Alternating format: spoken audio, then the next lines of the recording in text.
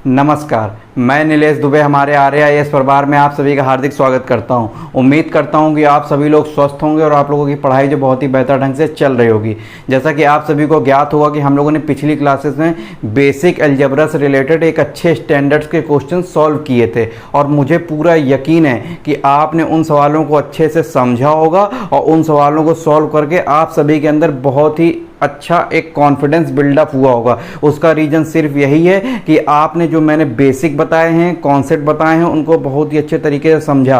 क्योंकि मैं इसलिए सारी बातें बोल रहा हूं क्योंकि आप ही में से कई स्टूडेंट्स का मुझे पर्सनली मैसेज आया है और आप लोगों के कमेंट देखकर भी मुझे आभास हो रहा है कि जो लोग कल तक कहते थे सर मुझे मैथ नहीं आ रही है, मैथ समझ में नहीं आती, मैथ से डर लगता है, आज वही लोग मुझसे कहने लगे हैं कि सर आज आपकी बदौलत मुझे मैथ जो है समझ में आने लगी है और आज लगता है कि मैं भी मैथ सीख पाऊंगा। तो बिल्कुल मन में बिल्कुल ठान लीजिए, बैठा लीजिए कि मैं आपको मैथ ही क्या अदर जितने भी सब्जेक्ट हैं उनको भी एक अच्छे लेवल की तैयारी कराऊंगा। बिल्कुल अच्छे से बिल्कुल मन में बैठा लीजिए कि मैं आपको अंतिम दौर तक बिल्कुल लेके जाऊंगा जिससे आप परीक्षा पास कर लें। बस आपकी जिम्मेदारी यही है कि आप लगातार जिस तरीके से चीज़ें मैं कराते चल रहा हूँ उस तरीके से चीज़ों को अडॉप्ट करते चलें। गारंटी के साथ सिलेक्शन होगा, इस बात को बिल्कुल मन में बैठा लीजिए, इसमें कोई भी आपको संदेह नहीं होना चाहिए। ठीक है, अब आज की क्लास में हम लोग बेसिकली किस बात पे चर्चा करने वाले हैं उसकी बात बताता हूं मैं आपको। आज की क्लास में हम लोग सर्ट्स एंड इंडिसेस, घातांक एवं करनी की चर्चा करने वाले हैं। सिंप्लीफिकेशन चैप्टर के अंतर्गत मैंने आपको 3 पार्ट में बांट कर बताया था कि इस चैप्टर को हम 3 सेगमेंट में पढ़ेंगे। पहला सेगमेंट मैंने बताया कि वी बॉड मास रूल पढ़ेंगे, वो आपको मैंने अच्छे से समझाया, उस पर सवालों की प्रैक्टिस करी। दूसरा मैंने सेगमेंट आपको बेसिक अलजेब्रा बताया था, उस पर मैंने सवाल अच्छे अच्छे कराए और आपको सारे कॉन्सेप्ट बताए। अब आज की क्लास में जो हम लोग स्टार्ट करने वाले हैं आज हम लोग सर्ट्स एंड इंडिसेस की बात करने वाले हैं। तो आप लोग सभी लोग कॉपी में अपने हेडिंग लगा लीजिएगा, कॉपी में सभी लोग अपने हेडिंग लगा लीजिएगा और लिखिएगा सर्ट्स एंड इंडिसेस।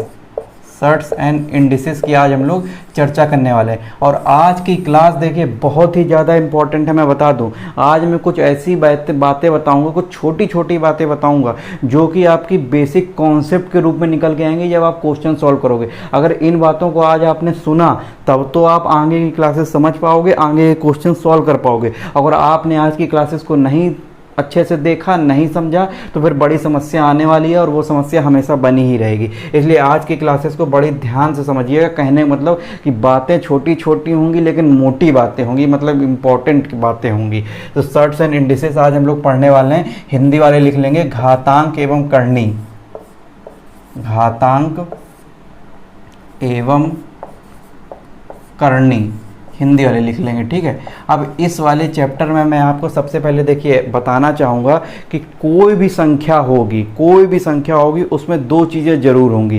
क्या 2 चीज़ें होंगी? उस संख्या में आधार जरूर होगा और उस संख्या में घात जरूर होगी। कोई भी संख्या आप उठा के देख लीजिए। मेरा कहने का मतलब है कि मान लीजिए हमने एक x संख्या मानी, एक संख्या x है और उसकी घात जो है हमने मान ली n है, उसकी घात हमने मानी n है। तो ये x क्या है? x हमने क्या मानी थी? ये हमारी कोई संख्या थी, ये हमारी कोई संख्या थी। तो इस संख्या का जो x है वो क्या है? आधार है। अभी मैं एग्जांपल देके समझाऊंगा, समझ में आएगा, अभी समझिएगा। मैंने मानी एक संख्या x है, ये क्या है? ये हमने एक संख्या मान ली, ये हमने मानी एक संख्या है। ठीक है, इस संख्या का आधार जो है x है और जो n है इसी संख्या का क्या है? घात है। इसी संख्या का घात है, अर्थात वही घातांक। तो इस संख्या का घात है। तो कहने का मतलब कि कोई भी संख्या हम लें, मान लीजिए मैंने एग्जांपल लिया, कोई भी संख्या लें, उस संख्या में 2 चीज़ें जरूर होंगी। एक तो उसका आधार होगा और एक उसकी घात होगी। मान लीजिए हमने 5 लिया, 5 एक संख्या है, तो 5 में क्या आधार होगा? 5 का आधार जो 5 ही हो जाएगा और घात इसकी कितनी हो जाएगी? घात इसकी जो हो जाएगी 1 हो जाएगी। मान लीजिए हमने एक संख्या ली 25, मान लीजिए हमने एक संख्या ली 25, तो 25 का आधार या तो 25 होगा, 25 का आधार या तो आप 25 होगा और 25 की घात लगाएंगे तो 1 होगा, या तो हम इसी को एक फॉर्म में और लिख सकते हैं। 25 का आधार अगर हम 5 लिखना चाहें तो इसकी घात जो हो जाएगी कितनी हो जाएगी? 2 हो जाएगी। तो कहने का मतलब कि ये जो आपका हो जाएगा 5, ये आपका आधार हो जाएगा, ये आपका आधार हो जाएगा और ये आपकी जो हो जाएगी क्या हो जाएगी? घात। तो ये कुछ बेसिक बातें आपको समझनी पड़ेंगी कि किसी भी संख्या में दो चीज़ें जरूर होंगी, एक तो उस संख्या का आधार होगा और दूसरा उस संख्या की घात होगी। तो ये आप लोग बेसिक बातें देखिए। अब आप होता क्या है, मैं आपको ये चीज़ें क्यों बताता हूँ, ये सारी चीज़ें देखिए आपके सामने ही होती हैं, लेकिन आप इन चीज़ों को ऑब्जर्व नहीं कर पाते हैं। तो मैं केवल आपको ऑब्जर्व करा रहा हूँ कि किसी भी संख्या में दो चीज़ें जरूर होंगी, एक तो उसका आधार जरूर होगा और एक उसकी घात जरूर होगी। अब मैं ये चीज़ें आपको क्यों बता रहा हूँ, अब उस चीज़ें अभी आपको समझ में आएंगी। मैं अब इनसे रिलेटेड आपको कुछ ऑपरेशन बेस्ड रूल्स लिखाने वाला हूँ। इनसे रिलेटेड मैं आपको कुछ ऑपरेशन बेस्ड रूल्स लिखाने वाला हूँ और कुछ मैं आपको इनसे रिलेटेड बेसिक रूल्स लिखाने वाला हूँ, जो आपके पूरे सर्ट्स एंड इंडिसेस में आपके लिए काम आने वाला है। इसलिए इन रूल्स को अच्छे से समझिएगा और अच्छे से लिखिएगा। तो उसी सर्ट्स एंड इंडिसेस चैप्टर के अंतर्गत अब आप लोग हेडिंग लगाएंगे कंडीशंस। कुछ मैं आपको कंडीशंस लिखाने वाला हूँ, तो उसी में आप लोग मेन हेडिंग लगाएंगे कंडीशंस। ठीक, उसी के अंतर्गत आप लोग लिखिए कॉपी में कंडीशंस, और कंडीशन के अंतर्गत एक सब हेडिंग लगाइए। कंडीशन के अंतर्गत आप लोग जो है एक सब हेडिंग लगाइए, और सब हेडिंग में लिखिए सबसे पहले operation based rule. Operation based rules, कि आपके ऑपरेशन बेस्ड रूल्स कौन कौन से फॉलो होंगे आपके इस चैप्टर के अंतर्गत।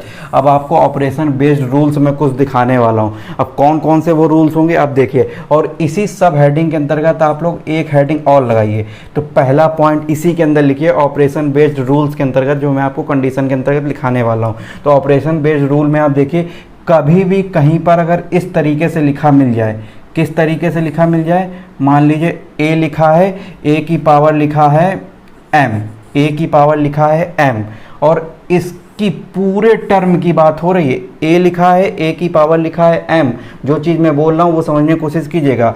a की पावर लिखा है m और पूरे टर्म की बात हो रही, पूरे टर्म की होल पावर लगा है n, की होल पावर लगा है n। तो इसका जो रिजल्ट निकल के आएगा, इसको हम इस तरीके से भी लिख सकते हैं, a की पावर m गुणे n, a की पावर m गुणे n। इसको हम इस तरीके से भी लिख सकते हैं। और बड़ी फॉर्म इसकी हम देखते हैं, जैसे मान लीजिए लिखा है a की पावर m, इसकी होल पावर n, ठीक, और इसकी भी होल पावर p, इसकी भी होल पावर p, ठीक। तो इसको हम किस तरीके से लिख सकते हैं, a की पावर m गुणे n गुणे p, इसको हम इस तरीके से लिख सकते हैं।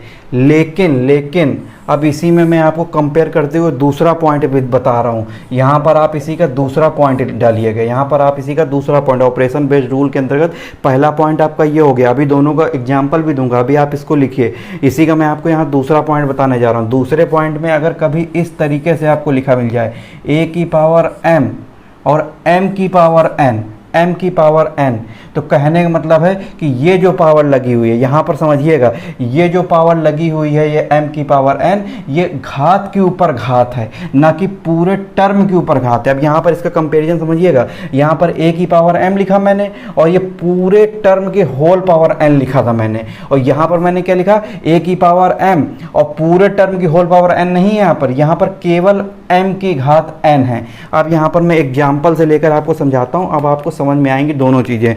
तो अब इसका एग्जाम्पल लिख लीजिए। अब इसका एग्जाम्पल देखिए किस तरीके से मैं इसको आपको समझाने की कोशिश कर रहा हूँ। मान लीजिए लिखा है 5 की पावर 2 की पावर 3, ये लिखा है, मान लीजिए ये का सवाल लिखा हुआ है 5 की पावर 2 और पूरे की होल पावर 3। तो इसको हम इस तरीके से आराम से लिख सकते हैं, कोई दिक्कत नहीं। अर्थात ये दोनों पावर जो है मल्टीप्लाई हो जाएंगी, गुणे में आ जाएंगी। तो ये आपका हो जाएगा सीधा 5 की पावर 6, 5 की पावर 6 हो जाएगा।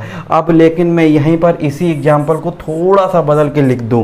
किस तरीके से लिख दूं, मान लीजिए लिख दिया मैंने 5 की पावर 2 और 2 की पावर 3, 2 की पावर 3। तो यहाँ देखिए सवाल बदल गया, यहाँ पर पूरे टर्म की होल पावर 3 लग गई थी, लेकिन यहाँ पर घात की पावर घात है। तो यहाँ पर ये चीज़ कैसे होगी, इसको हम लिखेंगे 5 और 2 की पावर 3 है, अर्थात 2 गुणे 2 गुणे 2। इसका मतलब ये लिखा हुआ है, इसका मतलब ये 3 दूनी 6 नहीं होगा यहाँ पर। अब इन घात का घात से मल्टीप्लाई नहीं हुआ, इसका मतलब है कि 2 जो है गुणे में 3 टाइम्स लिखा हुआ है। इसका मतलब यहाँ पर ये है 5 की पावर 2 गुणे 2 गुणे 2। इसका मतलब यहाँ पर ये होगा, इसका मतलब यहाँ पर ये होगा। इस चीज़ को अच्छे से समझिएगा।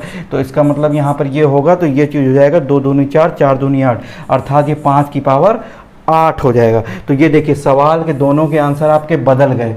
तो इस छोटी छोटी बातों को ही आपको मैं याद दिलाना चाहता हूँ। तो इस चीज़ को जो मैंने इंपॉर्टेंट रूल्स बताया, इस चीज़ को अच्छे से एक डब्बे में, डब्बा मार्केट से आपके पास ना हो तो ख़रीद लाइए, क्योंकि पूरे मैथ में आपको देखिए डब्बे का ही यूज होने वाला है। इन सब डब्बे ही आपके एग्जाम में काम आते हैं, इसलिए इन सब चीज़ें, जितनी भी इंपॉर्टेंट चीज़ें बता रहा हूँ, ये सारी इंपॉर्टेंट चीज़ें जो है आप लोग एक ब्रैकेट में डालते हुए लिखते जाइए।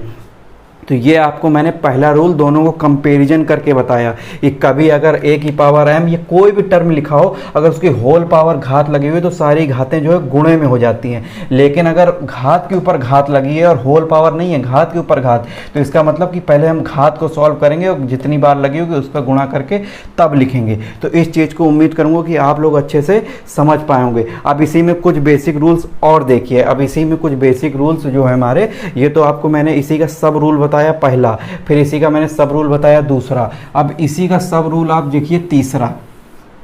अब इसी में सब रूल के अंतर्गत मैं तीसरा पॉइंट बताने जा रहा हूँ, तीसरा आपको रूल बताने जा रहा हूँ। तीसरा रूल क्या होगा? तो तीसरे रूल में जब अंश और हर अलग अलग हो, जब अंश अलग हो और हर अलग हो और पूरे का एक साथ घात लगा के लिख दिया जाए, मतलब a/b की होल पावर m लिख दिया जाए, तो इसको हम इस तरीके से भी लिख सकते हैं, a की पावर m, b की पावर m। ठीक, ये चीज़ अच्छे से समझिएगा। इसी में यहाँ पर चौथा पॉइंट लिखिए, कंपैरिजन कर करके मैं सारे पॉइंट आपको बता रहा हूँ, सारी चीज़ें समझ में आएंगी।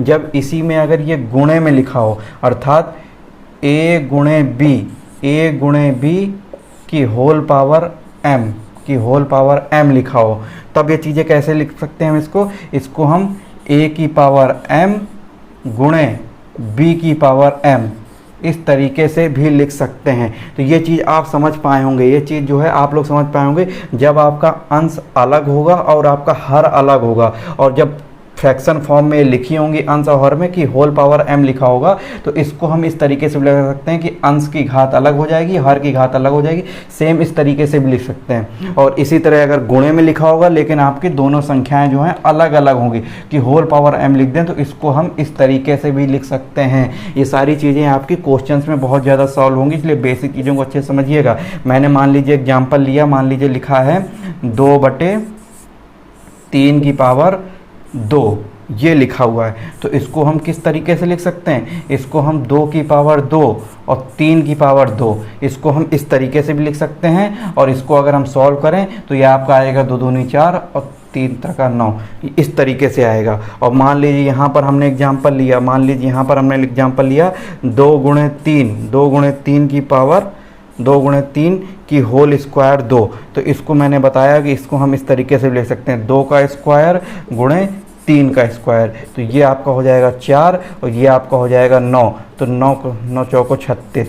तो आपका इस तरीके से चीज़ों को भी हम लोग टैकल कर सकते हैं। तो इस चीज़ को भी दोबारा से डब्बे में डालिए, ये इम्पॉर्टेंट आपका जो है पॉइंट है, ये इम्पॉर्टेंट आपका पॉइंट है कि कभी अगर इस तरीके से आपका सवाल इस फॉर्म में लिखा मिल गया तो आप जो है इस चीज़ से इस तरीके से टैकल करेंगे। तो ये आपको मैंने कुछ 4 सब पॉइंट बताए। अब इसी में अगर मान लीजिए ये तो मैंने अंश और हर अलग अलग बताए कि अंश अलग हो और हर अलग हो, इसमें भी अंश अलग है और हर अलग है। लेकिन अगर मान लीजिए कि अंश और हर जो हैं दोनों समान हो जाएं, अर्थात जो बेस है, आधार की बात हो रही है, अगर दोनों आधार समान हो जाएं तब क्या होगा उसके लिए देखते हैं।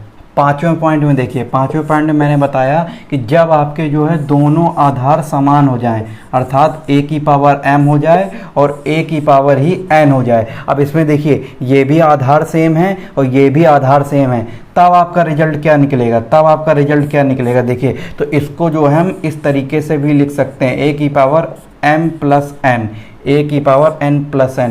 कहने का मतलब क्या है? तो इस तरीके से आपने इस चीज़ को लिखा। कहने का मतलब है कि जब आपके आधार समान हो, जब आपके दोनों आधार समान हो तो घातें जो होती हैं जुड़ जाती हैं। देखिए 2 बार a की पावर m लिखा है, a की पावर n लिखा है, तो जब आधार समान है तो हमने एक बार ही आधार लिख दिया और दोनों घातों को जोड़ के लिख दिया। इस तरीके से चीज़ों को हम सॉल्व कर सकते हैं। इसका ही एग्जाम्पल मान लीजिए लेना चाहें हम, लिखा है 2 की पावर 3 गुणे 2 की पावर 4, इस तरीके से लिखा हुआ है। तो इसको हम सीधा 2 की पावर 3 प्लस 4 लिख सकते हैं, अर्थात कहने का मतलब कि सीधा हो जाएगा 2 की पावर 7।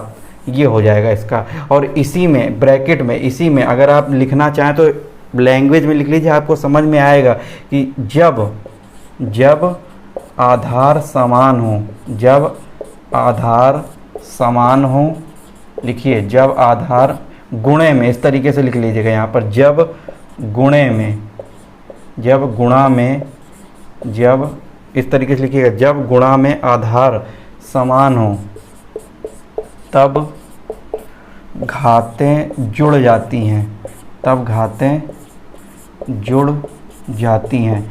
अच्छे से आप लोग समझ पा रहे होंगे इस बात को, ठीक। अब इसी में मैं बात करने वाला हूँ अपने छठे पॉइंट की। मैं दो पॉइंट लेके इसलिए चल रहा हूँ क्योंकि दोनों का आपको कंपैरिजन करके दिखा रहा हूँ, तब आपको चीज़ें समझ में आ रही होंगी। मान लीजिए लिखा है a की पावर m और यहाँ पर लिखा है a की पावर n।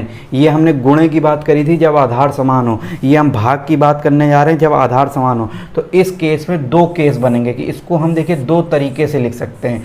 अगर हम इस n को ऊपर ले गए, अगर इस n को हम ऊपर ले गए तो हम इसको a की पावर m माइनस n लिख सकते हैं।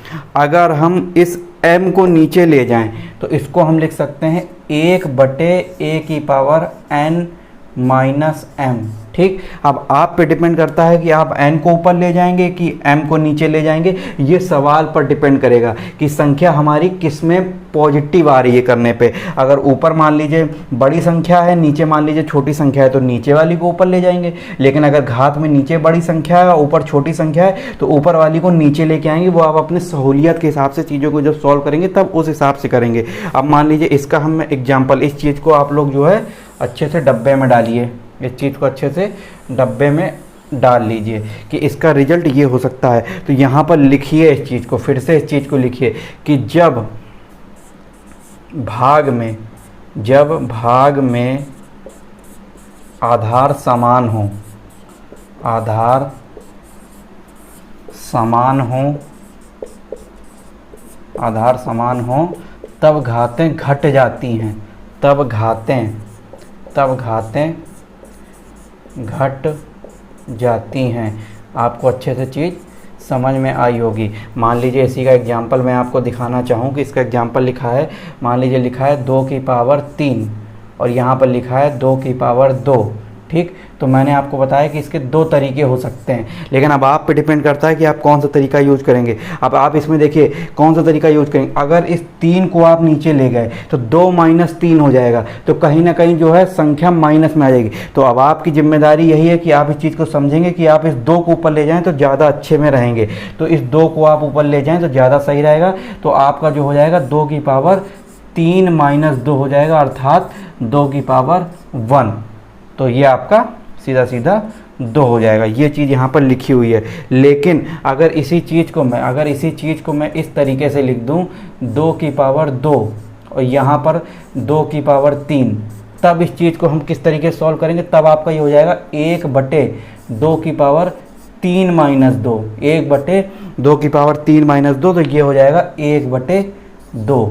ये आपका इस तरीके से हो जाएगा। तो अब आपको चीज़ें समझनी पड़ेंगी कि आप घात को ऊपर ले जाते हैं कि ऊपर वाली घात को नीचे लेके आते हैं, वो अकॉर्डिंग टू आपको सवाल देखना पड़ेगा। लेकिन मैंने बताया कि इस केस में आपकी 2 कंडीशनें बनेगी। तो ये हमारे कुछ 6 पॉइंट हुए। अभी इसी में ऑपरेशन बेस्ड रूल्स के अंतर्गत कुछ और पॉइंट है, उनको दिखाता हूँ।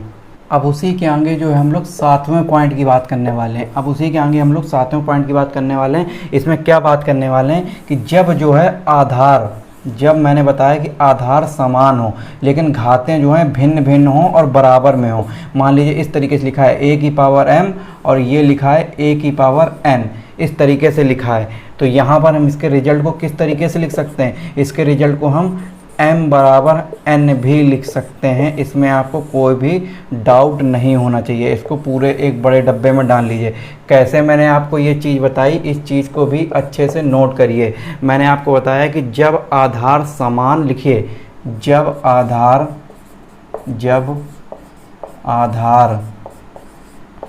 समान तथा बराबर में हो, जब आधार समान तथा बराबर में हो, ठीक। ये देखिए ये आधार जो है आपके समान हो गए और बराबर में है, तब क्या होगा, तब घातें भी बराबर हो जाती हैं, तब घातें बराबर हो जाती हैं, तब घातें बराबर हो जाती हैं। ये चीज़ आपको ध्यान देनी पड़ेगी, घातें बराबर हो जाती हैं। ये घातें देखिए हमने बराबर कर दी। इसका एग्जाम्पल मैं लेना चाहूँ तो ये लिखा है, मान लीजिए 5 की पावर n+2 ये लिखा है, और इधर पे लिखा है 5 की पावर, मान लीजिए लिखा है 5 की पावर 2 ये लिखा है। तो अब आप देखिए यहाँ पर आधार जो है बराबर है और समान है, तो यहाँ पर आप इस रिजल्ट को इस तरीके से भी निकाल सकते हैं। इसी सवाल में अगर आपको दे दे कि n का मान निकालना है, तो इसी सवाल में अगर n का मान निकालना है तो n बराबर आप जो है 0 आएगा। इस चीज़ से आप इस चीज़ को समझ पा रहे हो। ये आपका 7वां पॉइंट हो गया। अब इसी में ये आपका 8वां पॉइंट, 8वें पॉइंट में क्या करना है, 8वें पॉइंट में जब आपके आधार अलग अलग हों, जब आपके जो है आधार अलग अलग हों लेकिन घातें समान हों, अर्थात ये लिखा है a की पावर m और ये लिखा है b की पावर m। ये चीज़ मैंने बताया कि जब जो है जब आधार बराबर तो हों, एक दूसरे के आधार बराबर तो हों लेकिन असमान हों, तो इस चीज़ का जो रिजल्ट आएगा a बराबर b भी लिख सकते हैं। इसको हम a बराबर b भी लिख सकते हैं, कोई इसमें किसी को डाउट नहीं होना चाहिए। तो इसमें क्या मैंने आपको बताने जा रहा हूँ कि जब घातें समान तथा बराबर में हों, जब घातें समान तथा बराबर में हों, ये चीज़ें अच्छे से नोट करते चलिएगा। यही सब बेसिक जो है अभी आपको सवाल में आगे काम आने वाला है, ठीक है। जब घातें समान तथा बराबर में हों तब आधार बराबर हो जाते हैं, तब आधार बराबर हो जाते हैं, ठीक। ये हमने आधार को बराबर किया। ये आप चीज़ अच्छे से समझ पा रहे होंगे। मान लीजिए यहाँ पर हमने एग्जाम्पल लिखा है x + 1/x का होल स्क्वायर, ठीक। यहाँ पर हमने लिखा है 5 का स्क्वायर। ये चीज़ आप देख पा रहे होंगे, ये हमने लिखा 5 का स्क्वायर। तो इसमें आप देखिए घातें जो हैं आपकी ये समान हैं और बराबर में हैं, ठीक है। लेकिन जो आपके आधार हैं ये भले बराबर में हैं लेकिन असमान हैं। तो आप अगर इसी में से आपको अगर दे दिया जाए कि आप इसमें से x का वैल्यू निकालिए, तो आप इसको इस तरीके से भी लिख सकते हैं, x + 1/x बराबर 5। डायरेक्ट इसको इस तरीके से लिख के सॉल्व कीजिएगा, डायरेक्ट निकल आएगा। तो यहाँ पर कॉन्सेप्ट समझिए, सवाल को सॉल्व अभी मत करिए, अभी मैं आगे आपको सवाल सॉल्व कराऊंगा। अब आपको बस यहाँ पे कॉन्सेप्ट जो मैंने बताया कि जब आपकी घातें जो हैं हमारी समान होंगी और बराबर में होंगी तब हम दोनों के आधार भी बराबर कर सकते हैं। आधार देखिए मैंने बराबर कर दिया। तो ये कुछ हमने 8 पॉइंट की अपने चर्चा करी। अब इन 8 पॉइंट जो थे हमारे, ये आपके ऑपरेशन बेस्ड जो कुछ रूल्स थे, ये आपको बहुत ही इंपॉर्टेंट सवालों में भी आपको ये काम आएंगे। अब मैं आपको कुछ बेसिक रूल्स बताने वाला हूं कि जब घातें धनात्मक हों, जब घातें ऋणात्मक हों, जब घात के ऊपर अगर शून्य आ जाए या फिर घात अगर भिन्न में आ जाए तब क्या होगा, तब उस रिजल्ट को हम देखेंगे, ठीक है। तो उम्मीद करूंगा कि आपको सारी चीज़ें समझ में आ रही होंगी। इस क्लास को अच्छे से समझ लीजिए, आपके सर्ट्स एंड इंडिसेस का पार्ट जो है देखिएगा बहुत ही आसान हो जाएगा। तो अब हम लोग जो है इसी में कंडीशंस के अंतर्गत हमने पहला डाला था पॉइंट और उसमें डाला था ऑपरेशन बेस्ड रूल्स। अब उसी के अंतर्गत हम दूसरा मेन पॉइंट डालेंगे, दूसरा मेन पॉइंट, और इसमें लिखेंगे बेसिक रूल्स। ये इसी के अंतर्गत हम मेन हेडिंग बनाएंगे बेसिक रूल्स, और बेसिक रूल्स के अंतर्गत ही अब हम सब हेडिंग बनाएंगे और सब हेडिंग में लिखेंगे कि जब घात भिन्नात्मक हो, जब घात भिन्नात्मक हो तब किस तरीके से चीज़ें सॉल्व करेंगे। भिन्नात्मक कहने का मतलब कि जब लिखाओ a की पावर 1/n, इस तरीके से आपको कहीं पर भी अगर लिखा मिल जाए a की पावर 1/n, तो इसको हम देखिए किस तरीके से लिख सकते हैं। इसको जो है हम जो है इस तरीके से लिख सकते हैं, इसको हम इस तरीके से लिख सकते हैं। ये आपको मैंने अच्छे से पहले भी जो सवाल कराए हुए हैं आप समझ पा रहे होंगे। इसको हम इस तरीके से लिख सकते हैं। जैसे देखिए क्या होता था, जब रूट हम लोग मैंने आपको स्क्वायर रूट निकालना बताया ना, जैसे स्क्वायर रूट लिखा होता था, मान लीजिए यहाँ पर 25 लिखा है स्क्वायर के अंतर्गत, तो मैं आपको हमेशा बताता था कि यहाँ पर अगर कुछ नहीं लिखा है तो इसका मतलब होगा कि यहाँ पर 2 लिखा है, यहाँ पर 2 लिखा है। मैं आपको बताता था बेसिक बात, अगर कुछ नहीं लिखा है तो मतलब 2 लिखा है, तो अर्थात कहने का मतलब कि ये हमारा 25 की पावर 1/2 लिखा है, 25 की पावर 1/2 लिखा है। इसी 25 को जब हम लोग क्या करते थे, 5 का स्क्वायर करते थे और 1/2 करते थे, और ये 2 से 2 कट जाता था, तब ये 5 जो है निकल के आता था, अर्थात 25 का स्क्वायर रूट निकल के हमारा आ जाता था यहाँ पर 5। तो आप इस चीज़ को समझ पा रहे होंगे। तो इस चीज़ को जो है अच्छे से डब्बे में डाल लीजिए कि इस चीज़ को हम लोग जो है अच्छे से कर सकते हैं। अब इसी का अगर हम उल्टा लिख दें तो भी किसी को समस्या नहीं होनी चाहिए। अगर मान लीजिए कहीं पर भी आपको सवाल में इस तरीके से लिखा मिल गया तो इसका मतलब भी यहाँ पर ये होगा a की पावर 1/n, इसका मतलब भी यहाँ पर यही होगा। ये चीज़ आप लोग समझ गए होंगे कि अगर a की पावर 1/n लिखा है तो ये n जो है हमारा रूट लगा के इस तरीके से लिख दिया जाएगा। अगर डायरेक्ट लिखा है तो इस तरीके से हम लोग इस चीज़ को लिख सकते हैं। लेकिन आप देखिए, अब इसी में एक केस और देखिए, इसी में एक केस और देखिए, इसी में मैं आपको देखिए यहीं समझा देता हूँ। अब यहाँ पे तो मान लीजिए 1/n लिखा है, अब 1 की जगह पे मान लीजिए कुछ यहाँ पर और संख्या लिख दी गई, मान लीजिए m/n लिख दिया गया, मान लीजिए a की पावर m/n।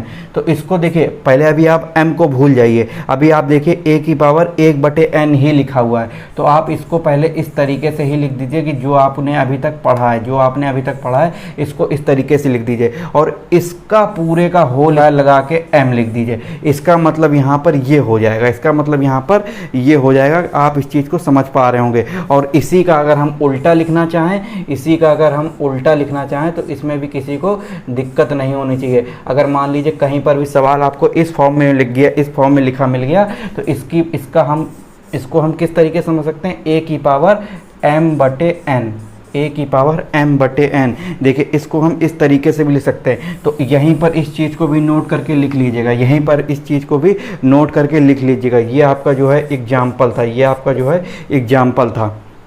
तो आप जो है इस चीज़ को समझ पा रहे होंगे। मैंने जो चीज़ बताई कि जब घात आपकी भिन्नात्मक हो तब आप जो है चीज़ों को इस तरीके से सॉल्व करेंगे। लेकिन अब जो है इसी में दूसरा पॉइंट देखिए कि जब आपका आधार जो हो, आधार अगर माइनस में होगा तब क्या होगा। आधार अगर मान लो माइनस में ही दे दिया सवाल में, तब क्या हमारी कंडीशन बनेगी, उस चीज़ को देखिए। ठीक है, तो इसी के अंतर्गत हमारा दूसरा सब पॉइंट है, और लिखिए जब आधार ऋणात्मक हो, जब आधार ऋणात्मक हो तब क्या बनेगा। अभी जब घात ऋणात्मक होगी उसको भी देखेंगे, लेकिन पहले देखिए जब आधार ऋणात्मक हो। ऋणात्मक कहने का मतलब कि लिखा है -a की होल पावर n लिखा है, मान लीजिए ये लिखा है। तो इस केस में 2 केस पॉसिबल होंगे। 2 केस क्या पॉसिबल होंगे कि a की पावर n कब आएगा, a की पावर n कब आएगा, ये n तब आएगा जब a की पावर n तब आएगा, ये पॉजिटिव में संख्या तब आएगी जब n सम हो, जब n जो है हमारा, जब n सम संख्या हो, जब n की वैल्यू जो होगी हमारी अगर सम संख्या होगी तो a की पावर n आएगा। और जब n की वैल्यू जो है अगर हमारी विषम होगी तब -a की पावर n आएगा, तब -a की पावर n आएगा। जब n विषम संख्या हो, जब n विषम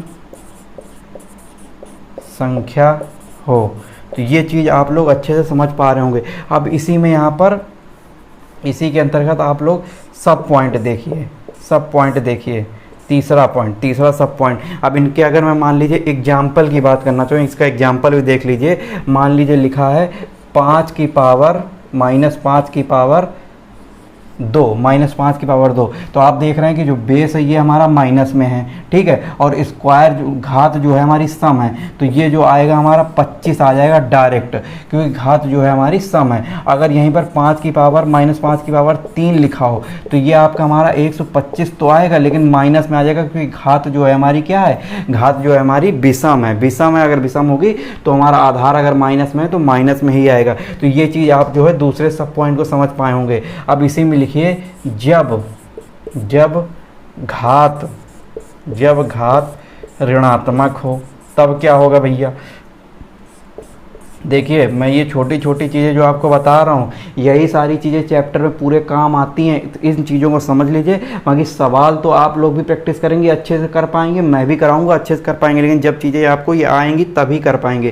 तो जब घात आपका ऋणात्मक हो तब क्या केस बनेगा। देखिए जब घात ऋणात्मक हो, ऋणात्मक कहने का मतलब कि मान लीजिए लिखा है a की पावर माइनस एन, a की पावर माइनस एन, तो इस केस में हम इसको क्या लिख सकते हैं, 1/a की पावर n लिख सकते हैं। इस तरीके से भी हम इसको लिख सकते हैं। ये बटे में हो जाएगा, रिवर्स में हो जाता है। अब इसी का अगर हम दूसरा फॉर्म देखें, अगर इस तरीके से लिखा है 1/a की पावर माइनस n, तो इसी का रिवर्स कर देंगे तो ये हो जाएगा हमारा a की पावर n। इसको हम इस तरीके से भी लिख सकते हैं, सभी लोग समझ पा रहे होंगे। अब इसी के अगर मैं एग्जाम्पल की बात करूं, इसी के मैं अगर एग्जाम्पल की बात करूं, लिखा है मान लीजिए 5 की पावर -2, ये लिखा है 5 की पावर -2, तो इसको मैं लिखना चाहूँ तो 1/5 का स्क्वायर लिख देंगे, अर्थात 1/25 हो जाएगा। और इसी को अगर मैं लिखना चाहूँ 1/5 की पावर -2, इस तरीके से लिखा है, तो ये हमारा जो है ये डायरेक्ट आ जाएगा, 5 स्क्वायर ऊपर आ जाएगा और ये आपका जो हो जाएगा डायरेक्ट यहाँ से 25 हो जाएगा। तो ये चीज़ जो है आप लोग समझ पा रहे होंगे, जो मैंने यहाँ पर इसको इम्प्लीमेंट करके आपको एग्जाम्पल देके समझाया। तो जब घात ऋणात्मक हो वो भी मैंने बता दिया, जब आधार आपका ऋणात्मक हो वो भी मैंने बता दिया। अब कुछ चीज़ें और देख लीजिए, और आपको ये सभी केस तो बेसिक वाला तो याद पता ही होगा कि जब घात जो है आपकी एक धनात्मक पूर्णांक हो, ठीक है, धनात्मक पूर्णांक। लेकिन अब जब चर्चा ही हो रही है सारे रूल्स की, तो उसको भी एक ही जगह पे समेट के लिख लीजिए तो आपको आसान रहेगा, क्योंकि हो सकता है कुछ लोगों को ना पता हो। तो ये आपका जो पॉइंट जो होगा मेरे ख्याल से छठा ही पॉइंट होगा, छठा या पाँचवा जो भी पॉइंट हो लिख लीजिएगा अपनी कॉपी में इस तरीके से कि जब घात धनात्मक पूर्णांक हो, जब घात धनात्मक पूर्णांक हो, ठीक है, जब घात धनात्मक पूर्णांक हो तब किस तरीके से चीज़ों को हम सॉल्व करेंगे। जब घात धनात्मक पूर्णांक को कहने का मतलब क्या है, अगर मान लीजिए ये लिखा है x की पावर n, ये लिखा है x की ए बी के फॉर्म में लिखते हैं, ए बी के फॉर्म में चल रहा है ना, तो ये लिखा है मान लीजिए a की पावर n लिखा है, तो इसका मतलब होगा a गुणे डैश डैश डैश कितनी बार, n बार, n टाइम्स तक ये पूरा चला जाएगा। तो इस चीज़ को भी लिख लीजिए कि जब आपका जो है घात जो है धनात्मक पूर्णांक हो, तो आप जो अच्छे समझ पा रहे होंगे, अगर 5 की पावर 4 लिखा है तो इसका मतलब ये ही हो जाएगा 5 गुणे 5 गुणे 5 गुणे 5। इसका मतलब आप लोग सभी लोग समझ पा रहे होंगे। तो ये आपका जो आ जाएगा 625 आ जाएगा। यहाँ से आप लोग समझ जाए होंगे। और इसी में आप लोग 7वां पॉइंट लिख लीजिए, 7वां पॉइंट जो कि वो भी बहुत इंपॉर्टेंट है कि जब आपकी घात शून्य हो, जब घात क्या हो, शून्य हो, जीरो हो जाए, तब क्या होगा। जब घात अगर शून्य हो तब क्या हो जाएगा, तब कहने का मतलब कि अगर जो है a की पावर अगर जीरो हो गया, a की पावर जीरो हो गया तो यहाँ पर हमेशा 1 हो जाती है वैल्यू, यहाँ पर हमेशा 1 हो जाती है वैल्यू। ये चीज़ आपको समझनी पड़ेगी।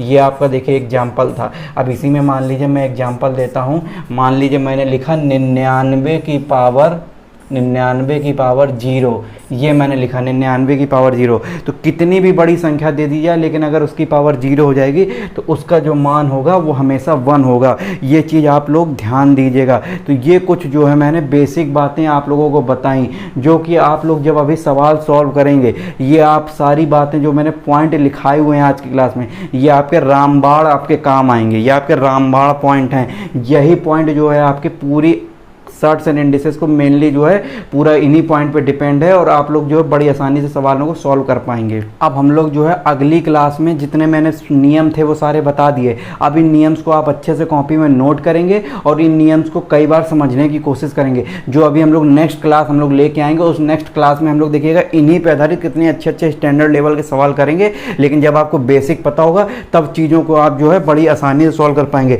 यहाँ पर एक चीज़ और नोट कर लीजिएगा कि यहाँ पर अगर आधार माइनस में भी हो, अगर आधार माइनस में भी हो तो कोई फ़र्क नहीं पड़ता, अगर घात 0 है तो भी आंसर जो है इसका 1 ही आएगा, ये चीज़ नोट कर लीजिएगा। तो उम्मीद करूँगा कि आज की क्लास में सारे नियम्स आपको अच्छे से समझ में आए होंगे और हम लोग अगली क्लास में सवालों को, अच्छे अच्छे सवालों को लेकर आएंगे। आज के लिए रखते हैं इतना ही। अगर वीडियो आपको पसंद आ रहा है तो वीडियो को आप लोग ज़्यादा से ज़्यादा शेयर करें, लाइक करें, कमेंट बॉक्स में अपनी प्रतिक्रिया जरूर दें, जिससे कि हमें भी पता चले कि आप निरंतर पढ़ाई कर रहे हैं और चीज़ें आपको अच्छे से समझ में आ रही हैं। तो आज के लिए इतना ही रखते हैं, मिलते हैं अगली क्लास में। धन्यवाद।